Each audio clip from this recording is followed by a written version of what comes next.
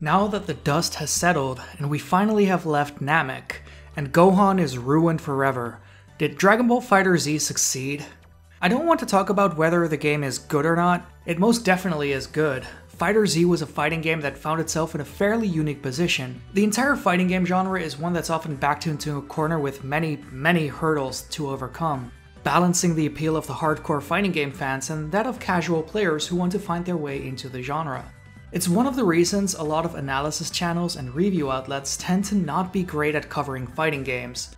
Reviewers have a long history of playing just through arcade mode with one or two characters before handing in their review. Analysis channels tend to glorify fighting games as the second coming of chess without understanding why input complexity is what it is, as the concept of practicing something and execution under pressure, the real driving force of the genre, scares them too much to properly engage with fighting games as they are.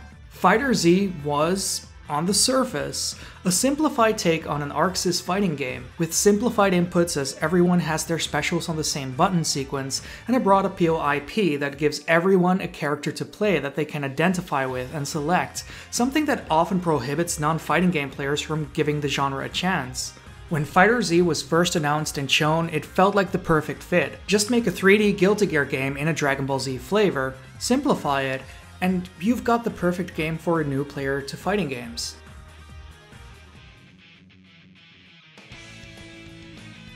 Guilty Gear, ever since the shift to 3D with Exard, has some of the best tutorials in fighting games in general, showcasing basic movement through the use of minigames that force repetition without feeling like you're just doing the same thing over and over. As it teaches you the basic movement and mechanics, it teaches you why you want to employ these things, besides just how to do them. Once you're done with the basic tutorial, you can go further into it with smaller missions and tutorials that teach you the finer aspects of the games, from attacking an enemy with the tip of your attack at a safe distance, to learning how to deal with multiple signature moves of everyone on the roster after selecting your own character so you can learn matchups individually.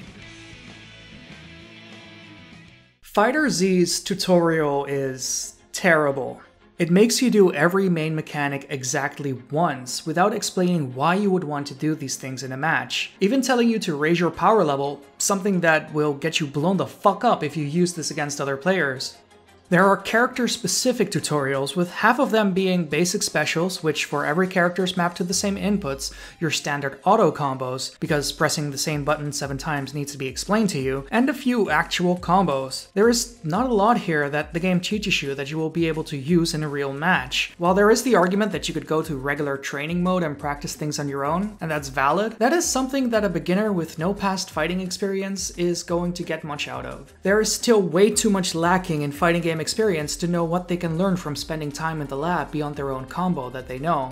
This problem could be remedied by an online tutorial mode, where you and a friend just load into the training mode and practice together, free of the game's round structure and damage values. Sure, you can basically do this over voice chat from the lobby in a sequence of casual matches, but you still have the limitations of health and meter getting in the way of really practicing something on repeat.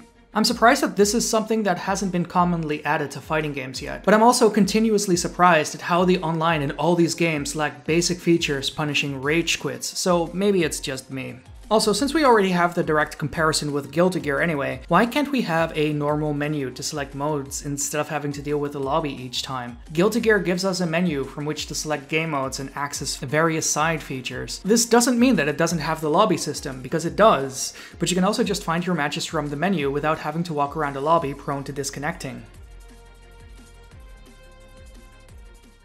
Though Guilty Gear also gives us a proper arcade mode, and then made the story mode a 5-hour cutscene that you can watch if you really want lore and story. I kinda wish FighterZ did this, because if there are kind words applicable to the story mode structure, I cannot think of any.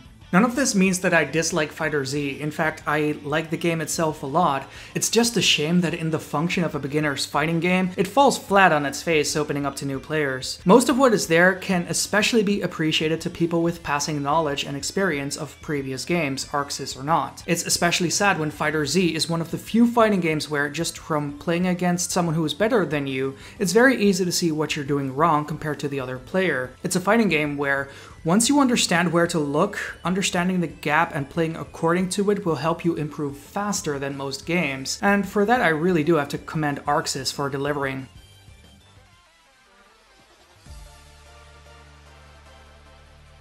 That said, the game does have structural problems once you're beyond matchmaking. FighterZ is a very aggressive fighting game, focused almost exclusively on heavy rushdown tactics. Most of how the game is set up is to speed it up, reduce the distance, and keep pressure going. This is usually typical for anime fighters, but it's much more extreme in FighterZ. Regular anime fighters will have a heavy focus on aerial dashes to bridge the distance, as well as large sweeping attacks that cover a lot of the ground. A good example of the difference between FighterZ and Guilty Gear would be Burst. In Guilty Gear, Burst is something that you do to create breathing space. You can either stop someone's combo from going on too long and create distance, or you can use it to instantly pop your meter to full, so you have space to do romantic cancels or just your specials.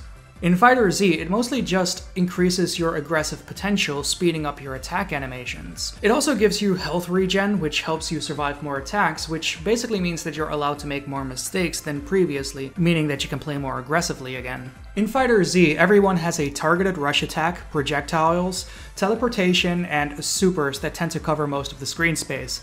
Distance barely exists, so if you leave yourself open to attack from any range, you're vulnerable. The biggest difference between typical anime fighters, though, is that most larger mechanics are shared across the entire roster, and they all activate instantly, while knockdown periods are used to spend meter on larger attacks to make sure that they hit.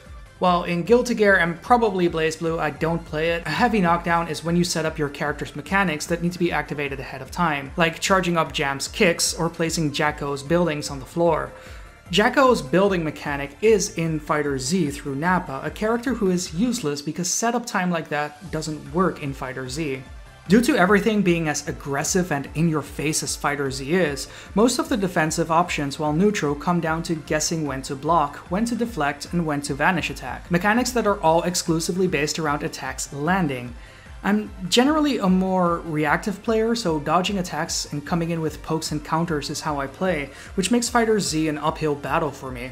Which also means that the round structure in FighterZ is a gigantic issue for me. I react to things, meaning I need to assess my opponent's behavior before responding.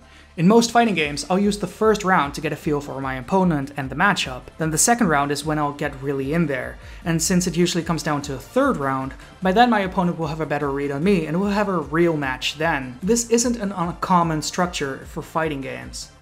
In FighterZ, the closest to the 3-round structure that you have is the rematch structure. Though, with the attitudes of a lot of players in-game, this becomes very difficult. Though I kinda feel like this is a problem that comes from the game not teaching itself very well early on, breeding more lab kings into the scene. A lot of players in FighterZ will not rematch if they lost, even if it's close. A good portion won't rematch if they won and it was a close match. If they had a good victory though, they'll happily rematch. But then they'll deny rematch if it ends on a stalemate. This makes a lot of the online matchmaking needlessly frustrating, all because there is no traditional round structure.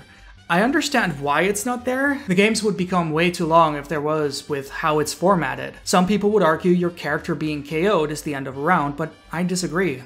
Losing a character that you can switch to or use assists from doesn't reset the playing field to an equal position. That doesn't mean comebacks can't happen, in fact they happen very often for me.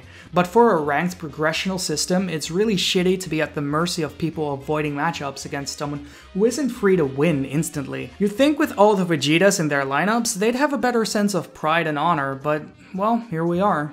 All of this said though, FighterZ is above and beyond what you'd expect from a first iteration of a fighting game system. There's a lot about the game that doesn't pan out the way it should, and there are things that it doesn't do that ArcSys themselves have done better before.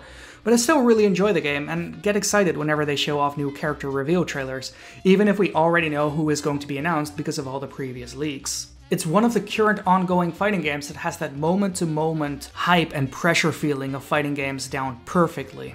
I am hoping for a Revelator 2 style update that reworks the game and the balance, as well as just the systems and how characters work, because quite a few of the problems that the roster has aren't going to be fixed by adjusting numbers, like Nappa's entire existence. But as it is, I really enjoy FighterZ, and I still continue to play it since launch, even if somewhat casually.